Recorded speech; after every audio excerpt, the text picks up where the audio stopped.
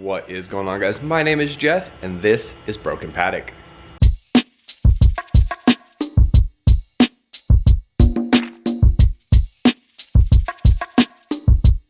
Today we're going to be going ahead and trying to replace the rear view camera in the truck. I did order one off Amazon, and if it does work, I'll go ahead and throw the link down below if I can find it. It should be, hopefully I can find it if it, might pass bys or whatever. I'll get that link for you guys and I'll post it below. I'll also list what tools you guys need, but I'm gonna go ahead and just pop the Ford logo out, pull the rear view camera holder off, pop the rear view camera out, pop this new one in and see if it works. I mean, worse off, it only cost me about 20 bucks. So we'll see if it works or not. If not, I guess the next step is the dealership, but let's go and see what we can do. Alright guys, so this is gonna be the camera here. It does have a rubber protector over the lens cap right now, but that's what it is. It's got a little bit of a blue tint where the other one doesn't, and there's no information on the back side, but I just want to show you guys before we even try to get it installed. So coming outside, I think this is all I'm gonna need. I have my little 1/4" ratchet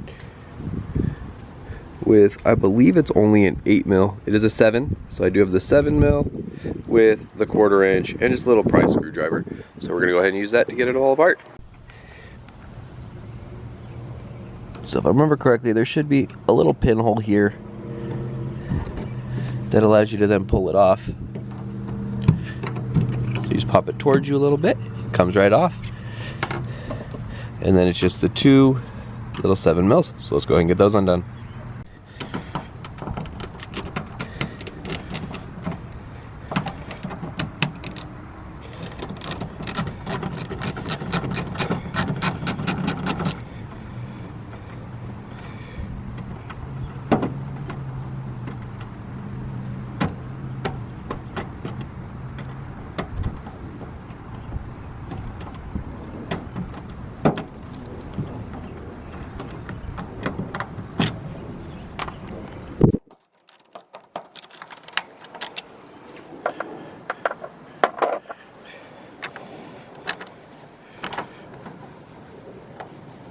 Okay, I'm gonna take this off and I'll be right with you guys when I get it off.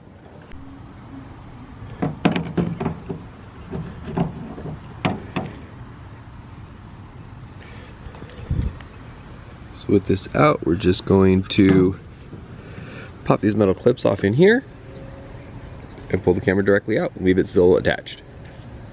Even easier than that, once you pull this off, all you gotta do is undo the star, which is a T25 bit. So you're gonna do this one, and then this flips up out of the way. It allows this to come right out. Alright, so we got the old camera off. Got all the numbers there, so you know which one you need to order. We got the new one in. You just have to hit the little tab here, it pulls right out. I did have to push this back down once it cleared because the catch right here is a little bit smaller on the new one, but other than that, we got it in. So I'm gonna go ahead and pull the lens cover off and get everything wired back together. I'll catch you guys when that's done. All right, we got it all clipped in. It is important to make sure you know which way it came out. Probably won't be able to see it. There it is. So we do have it here. Now I'm only going to tighten it in. It is starting to rain. I'm only going to tighten them in a little bit, not put the Ford logo back on, just to see if it works. Alright, so I did get this all tightened up. Let me see if I can get this to focus. Alright, so I did get these all tightened up. It's not going to go anywhere. New camera's down at the bottom. And then I moved all the tools into the back of the truck. It's starting to rain, but that way in case they vibrate, it doesn't vibrate out of the truck. Let's go ahead and get it started and see what it does. I've got everything on. I'm gonna go ahead and put it in reverse and see I actually have a camera now. So, parking brake. So, camera does work. I don't know how accurate it is, but I haven't had a camera in this thing for years. So, let me go ahead, because it's starting to rain a little bit harder. Let me go ahead. It's got a little bit of color variation, but the good news is, even if this isn't completely accurate, I do have the parking sensors. So before I hit anything, my parking sensors should kick off. But now that I actually have footage, let me go ahead and get everything finished and buttoned up and edited so I can post for you guys. So the other good thing about being able to take this all apart like this is I will have to take this off again when I go to wrap the truck, which is cool because I can just pull the camera up, make sure everything's clean, and I can wrap this either the same color of the truck, or I might do it like a flat black and then do the Ford logo as well and do something cool in the Ford logo. But for now, go ahead. These just line up right there. Just clips right back in. So we're good to go. Officially with the backup camera. Alright guys, just go over the tools one more time. We just have a little flat tip screwdriver in order to get the Ford logo off. You just put it underneath, give it a little pop towards you, and it'll come right out. Or at least it did for me. I don't know if it's normally supposed to do that, but I didn't have any issues with it. I have a T25 on the multi-pack. It was just the easiest thing to grab because I didn't remember what size it was, but it's just that little T25, and then a 1/4-inch ratchet with a 7mm socket to get those 2 little bolts out.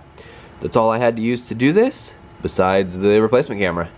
Alright guys, it's a little ridiculous on how cheap and inexpensive that repair was. Now again, I don't know how accurate it is, and I won't know until I start driving it, but I do have the parking sensors in order to, you know, not hit anything if the measurements are a little bit wrong, but at least I can now see behind me, and I haven't been able to do that since well before I moved. It worked briefly while I moved, but that was it. I don't know if you guys remember in the other video, I was hooking up to the computer and trying to run tests. Apparently all it was the camera. I don't have to take it to the dealership. So I think it was like $20 to $25 for this camera. And again, I'll drop the link below, and I'll drop the tool list as well below.